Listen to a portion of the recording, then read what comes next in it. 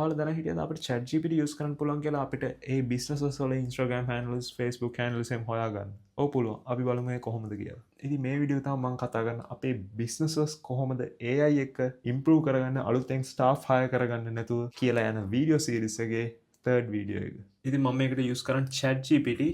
ඒ වගේම chat GPT වල free version එක. ඉතින් මම මේක මෙහෙමයි දුන්නේ.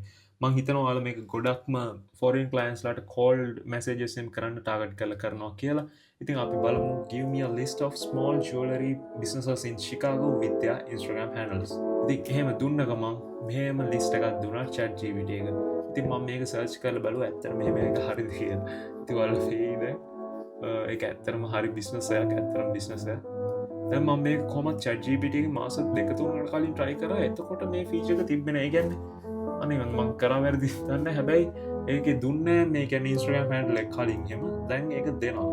මං හිතන්නේ දැන් ඒක මාර අපිට ලේසි ඉස්සර නම් ඉතින් අපිට අර කොහොමද hire කරන්න ඕනේ කාව හරි කරලා ගොඩක් අපේ leads ටික හොයාගන්න එහෙම මේ කියලා Instagram handles ටික වෙනම මේ ෆයිල් එකක් හදලා දෙන්න කියන්න ඕනේ. දැන් ඇත්තට මෙහෙම ඕනේ නැහැ මේ AI එක.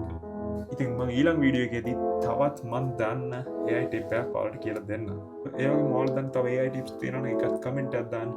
මොකද ඒක අපි හැමෝටම වැදගත් වෙයි.